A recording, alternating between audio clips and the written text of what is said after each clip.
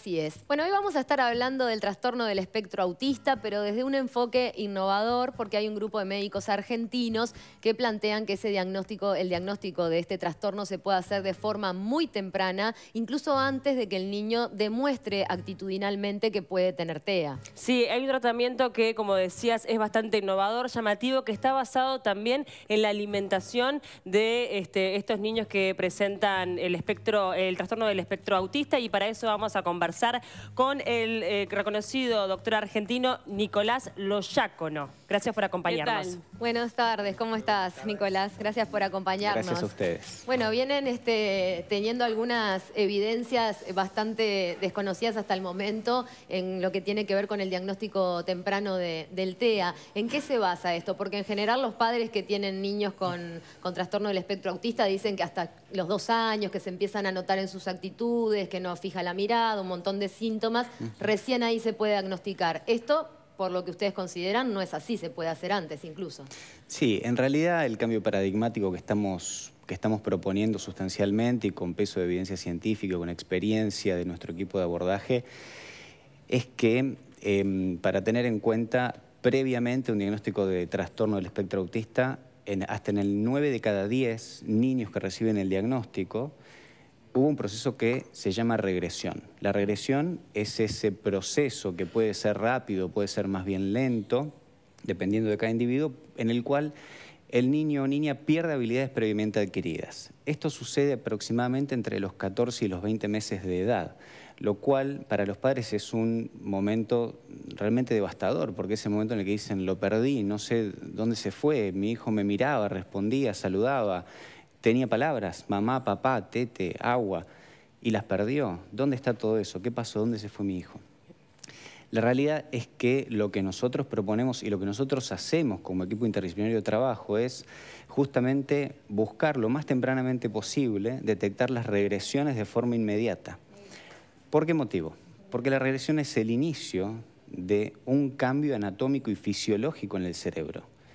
No es una nueva expresión de genes o una situación netamente conductual por un entorno psicológico o emocionalmente desfavorable. Hay factores biológicos que operan para generar una inflamación en ese cerebro. ¿Ustedes han detectado entonces que hay algo en el tratamiento de repente basado en la alimentación que hace evitar esa regresión, y esto puede ser aplicable para la mayoría de las personas que tienen este espectro, ya que señalan que hay tantos autistas como tipos de autismo? En realidad lo que sucede es que tanto aspectos de la alimentación como otros desencadenantes de procesos inflamatorios en nuestro cuerpo, como pueden ser tóxicos del ambiente, estímulos de infecciones o consumos de medicamentos que por ahí ese individuo le hacen mal por alguna deficiencia en su metabolismo, pueden ser aquellos que estresen la biología de esa persona y por sus vulnerabilidades no resistir a estos sucesos, y ante eso generarse el cuadro que inicia la sintomatología del autismo, que es cuando empiezan los intereses restringidos, se corta la comunicación, y es muy importante en todo esto entender que, entre otras cosas, el intestino es un gran responsable de manejar nuestra salud. Dicen que es el segundo cerebro muchas veces. Dicen que es el segundo cerebro. ¿En qué uno puede notar, esto para llevarlo un poco a tierra, ¿no? Esto que estás diciendo de las regresiones en el desarrollo, ¿cuándo pueden aparecer por primera vez que un padre pueda detectar que está viendo una regresión o una inflamación de alguna parte del cuerpo? Bien, esto es importante tener en cuenta que muchas veces estas regresiones suceden en niños que venían con cuadros por ahí de infecciones muy recurrentes o de problemas gastrointestinales, chicos que les costaba mucho dormir por dolor cólico o porque están tomando quizás una leche que les hace mal y no terminan de resolver algún aspecto de estas características. Entonces, el niño viene normalmente por su vida ganando sus habilidades, diciendo papá, mamá, tete, mira, se ríe, juega, tiene juego simbólico, o sea, juega con los autitos como tiene que jugar, y de repente empieza a dar vuelta el autito y jugar con la ruedita. O deja de comer, se pone selectivo con los alimentos y obsesivo con algunos sonidos, se empieza a tapar los oídos, se empieza a estar muy berrinchoso, muy irritable, no duerme. Estos cambios son los que llevan tempranamente a las consultas a las familias. Pero acá hay un problema. Cuando la mirada de lo emocional, de lo psicoanalítico, intercepta estas consultas, y los médicos que reciben estas consultas dicen, espera que esto vaya a pasar. ¿O será que se mudó? ¿O será que está por nacer el hermanito? La realidad es que estos aspectos ya están desestimados por la ciencia, por más que estén en la jerga popular. Y está demostrado desde el año 2005 que el diagnóstico de TEA se correlaciona directamente con problemas inflamatorios a nivel cerebral. Entonces no podemos estar hablando de una condición y de una forma de ser cuando hay un factor inflamatorio a nivel del cerebro que es tratable. O sea que este es el gran descubrimiento que ustedes están trayendo a la luz de alguna forma. ¿Ustedes cómo llegaron a ese descubrimiento? En base a estos datos que vos acabas de citar, pero te enfrentaste a casos repetidos que llegaron a cambiarte la percepción de cómo tratar el TEA. Yo empecé hace ya 10 años en investigación científica básica, haciendo mi residencia de pediatría, junto con un equipo de nuestro CONICET, que es nuestro Centro Nacional de Investigaciones Científicas y Técnicas, a buscar evidencia científica de alta calidad que nos haga ver qué problemas médicos, físicos, biológicos pueden impactar la salud y la neurobiología de una persona con diagnóstico de trastorno del espectro autista. A raíz de esto empecé a tener un número de pacientes, que a la fecha son más de 3.000, y esta historia se repite en el 90% de mis historias clínicas. Siempre niños, ¿no? Niños y niñas, sí. Igualmente el trastorno del espectro autista es hasta la juventud, la adultez y en algunos casos la vejez. Y la realidad es que es un cambio paradigmático porque acá tenemos la posibilidad de intervenir biológicamente al individuo junto con todo lo que ya se está haciendo desde la neurología, la psiquiatría, las terapéuticas, la educación. Todo eso, ¿no? Todo complementa. Complementa. Ahora, ¿el tratamiento se basa en una dieta que evite esta inflamación intestinal? Es mucho más que eso.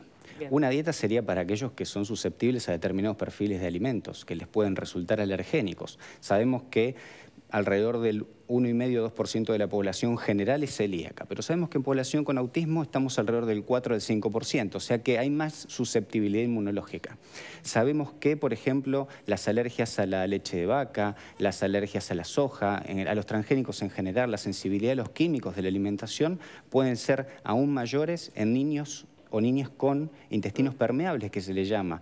Y eso es lo que provoca que cuando se absorbe un alimento que le cae mal, por decirlo de alguna forma, a esa persona, genere un problema conductual, porque está pasando al torrente sanguíneo sin ser bien digerido y llegando al cerebro a receptores específicos. Y además de la dieta, ¿qué contiene el tratamiento? Además de la dieta. Bueno, nosotros tenemos cerca de 600 diagnósticos diferentes descriptos que son necesarios diagnosticar y tratar. Estamos hablando de deficiencias nutricionales, determinados perfiles de problemáticas inmunológicas. Es muy común los problemas de inmunosupresión y son muy comunes los procesos de autoinmunidad. Está descrito que hasta el 95% de las personas con diagnóstico de TEA pueden tener perfiles de problemáticas autoinmunes. Entonces necesitamos exploraciones médicas profundas, comprometidas con la interdisciplina. Y aparte, la pregunta del millón que yo me estoy haciendo es si tiene problemas de la comunicación como corazón de su diagnóstico. ¿Nos dicen lo que les duele? Claro. Un chico de 1 año que se golpea la cabeza contra el piso, va a parar al pediatra, le revisa el oído y si tiene una otitis sale con un antibiótico. Un chico de 3 años con diagnóstico de autismo que se golpea la cabeza contra el piso, va al neurólogo, psiquiatra, psicólogo, terapeuta y sale medicado con más terapias, medicado con psicofármacos.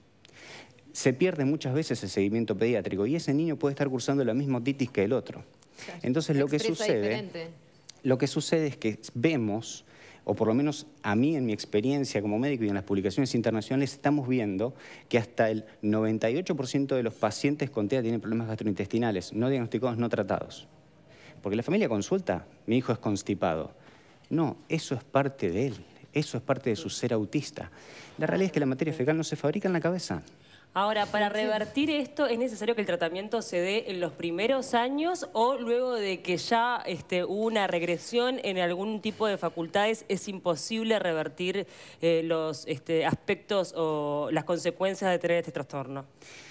Objetivamente, y en mi experiencia, y por algunos reportes internacionales, los grados de posibilidad de reversibilidad van a tener que ver con múltiples aspectos. Primero, cuántos problemas fisiológicos, biológicos estamos diagnosticando y tratando en cada persona. Yo en simultáneo estoy tratando hasta cerca de 15 o 20 problemas médicos por consulta. Por otro lado, la edad a la que el paciente llega. Y por otro lado, si pudimos intervenir la regresión de inmediato. En mi experiencia tengo 155 regresiones intervenidas inmediatamente y son 155 casos recuperados espontáneamente. ¿Al 100% recuperados? Al 100%. Pero estamos hablando de regresiones in situ, que están sucediendo en el momento. ¿Y qué pacientes me llegan a mí? Los que son hermanitos de otros, o los que conocen porque es el vecino. Porque si no, la familia llega a este abordaje o llega a mí después de transitar varios caminos, después de haber estado buscando mucho tiempo. Entonces, la realidad es que en mis consultas de analizar 500 historias clínicas tengo 95% de tasa de mejora de los pacientes. Esto está todo por estadística de nuestro trabajo interdisciplinario entre la Universidad de Buenos Aires y el CONICET. Vos estás en Argentina. Este abordaje que tú propones, ¿qué presencia tiene en Uruguay? O sea, vos viniste ahora a Uruguay, estás formando gente acá, ¿cómo? Yo estoy llegando hoy para empezar a tener reuniones preliminares por necesidades de múltiples familias que han cruzado muchas veces el Río de la Plata para ir a verme enfrente o con las que hemos hecho un abordaje virtual por ahí a través de una consulta por Skype o de una videollamada para dar una mano a la distancia. Así que bueno, voy a estar acá toda la semana esta y la semana próxima para brindar ayuda, para brindar asesoramiento junto con distintas familias. Bueno, y Betiana Pérez especialmente, que ha sido la principal convocante que me ha incentivado a venir de visita. Y aparte, bueno, que desde ya me encanta venir a su país. ¿Hay médicos uruguayos que quieran agarrar este abordaje, que quieran formarse contigo? Desconozco. ¿Son tratamientos accesibles o el dinero es una traba? 100% accesibles. Los pacientes en Argentina, por lo menos como nosotros nos manejamos, hacen todos sus estudios por sus coberturas médicas, llámese obras sociales en Argentina, mutualistas acá en Uruguay, y los medicamentos están a precio de farmacia con los descuentos de las mutualistas o de las obras sociales. La realidad es que la complejidad es grande y el paciente debe ser manejado como un paciente crónico. Así como no es un seguimiento intensivo un paciente con diabetes, tiene que ser un seguimiento intensivo una persona que viene con un cuerpito de 3, de 10 o de 20 o de 30 años con un montón de problemas que lo están afectando y que no han sido tratados. O sea que lo que a grandes rasgos estás denunciando o diciendo es que se ha desestimado toda la sintomatología biológica y física de las personas con trastorno del espectro autista, asociando todo a esa parte emocional y más psicológica. Estoy empezando a subir el tono de la discusión. Lo estoy llevando al tono de los derechos humanos, porque estamos dejando personas con dolor sin capacidad de expresarlo. Morir, por ejemplo, de una peritonitis a la vista de todo un servicio de atención médica que está solamente mirando su conducta. Claro. Esto está pasando. Una de las primeras causas de mortalidad. Forma no intencional, ¿no? O sea, pasa que solapa unos síntomas, lo otro que está pasando a nivel físico. De ninguna manera se habla de intenciones. Lo que se habla justamente es de una posibilidad que se está reviendo en este escenario en el cual tenemos que empezar a mirar a la persona de forma integral. Por eso llamamos enfoque integrador en todo lo que estamos proponiendo. Para empezar a mirar a la persona y las posibilidades de que cualquier conducta disruptiva sea mirada primero como potencialmente dolor y después todo lo demás. Son personas con dificultades en la percepción sensorial, entonces a veces tienen una peritonitis y no les duele nada y no nos lo van a contar, pero sí van a estar vomitando y con fiebre. Claro. Entonces, las exploraciones clínicas en las guardias tienen que estar entrenadas, porque ya estamos hablando de que cerca del 8 o 9% de la población infantil está llegando a estos diagnósticos. ¿Y qué visión tenés vos de esto de que el TEA cada vez es más diagnosticado, cada vez hay más niños con TEA? Porque en nuestra época, cuando nosotros éramos chiquitos o nuestros padres eran más jóvenes, los niños de repente se decía, tal niño, bueno, es autista, pero era como una minoría bien chiquitita y ahora cada vez hay más diagnóstico. Entonces, ¿eso a qué responde? ¿A todas estas anomalías que vos decís? Cuando yo hago la presentación específicamente respecto de este tema, lo primero que muestro es que la OMS en el 2002 publica un documento en el cual encuentran más de 300 químicos sintéticos en sangre de cordón umbilical de los hijos de la nueva generación. De los nuestros, sí, los que están llegando al mundo, los míos que tienen 2 y 3 años. Tiene que ver con nuestra cosmética, nuestra higiene personal, con lo que comemos, con lo que bebemos, con el aire que respiramos, con la ropa que nos ponemos. Y son en su mayoría químicos que son orgánicos y persistentes, que llegan para quedarse y pasan a la biología de nuestros hijos. Sobre todo esto debe ser tenido en cuenta como un aspecto que impulsa más la vulnerabilidad de la nueva generación. Y cuando esa nueva generación llega a este mundo y le empezamos a dar de comer cosas que por ahí les caen mal, pero no lo sabemos previamente o que no observamos las variables adecuadas, estamos sometiendo mayor estrés inflamatorio, tóxico, químico y ambiental a esta nueva generación. Entonces empieza a aumentar la prevalencia de algo que termina siendo la expresión final de un proceso inflamatorio de todo el cuerpo que impacta en el cerebro porque es un órgano más de un sistema. Y que arranca desde la gestación, por lo que vos decís, y por todos los químicos que... Tenemos varios estudios que nos muestran cómo diferentes perfiles de químicos pueden por vía transplacentaria afectar el neurodesarrollo desarrollo y tenemos perfiles inflamatorios de la mamá que pueden afectar también inflamatoriamente el cerebro y predisponerlo a una peor respuesta en la vida postnatal. Nada es todo postnatal ni nada es todo prenatal. Hay una conjunción de factores, no necesariamente genéticos, y quiero traer este tema a la conversación porque si no están pensando, ay, pero ¿dónde están los genes? Bueno, la realidad es que el paradigma de lo genético está siendo desestimado porque estamos hablando de construcciones entre lo genético, lo epigenético, lo ambiental y por supuesto lo psicosocioemocional que nunca se descarta, pero hay que ver qué lugar le damos a cada cosa. ¿Y cuáles son estos productos artificiales que para vos son más amenazantes? Si te animás a decir. Vivimos en países, por lo menos en el nuestro, tenemos 25 millones de hectáreas como monocultivo transgénico. Se utilizan 550 millones de litros de plaguicida por año que se liberan en el ambiente y circulan y se encuentran incluso hasta en la Antártida, por ejemplo, o atraviesan el océano y se encuentran en Europa. Teníamos transformadores con PVC en las calles, circulando por ahí, quemándose, prendiéndose fuego y dando vueltas por todos lados. Hay un montón de comida industrial que nos trae muchísimos de estos elementos a nuestras cocinas, que vienen los fideos, que vienen distintos como conservantes, aditivos, colorantes. Hay muchas cosas que revisar. Lo que usamos para no sé, ternizar el pelo las mujeres o los hombres o para... Sí, los maquillajes, las bueno, cremas, maquillajes. todo tiene sus componentes hay que aislarse, tóxicos también. gente, ¿qué hacemos? No, pero qué revelador porque uno sabe que la ampliación de las intolerancias últimamente viene muy relacionada a esto, pero que ya también encuentren vínculos empíricamente demostrados con el trastorno del espectro autista, me parece súper revelador. Muchísimas gracias, gracias a ustedes, Nicolás Loyácono, por habernos visitado hoy y bueno, por traer un nuevo enfoque que quizá también dé esperanza a muchas familias. Ojalá que así sea. Gracias a ustedes por la oportunidad, por este espacio y bueno, con la mejor predisposición para seguir cruzando el charco. Y seguimos hablando del tema, pero esta vez con una historia de vida. Vamos a conocer a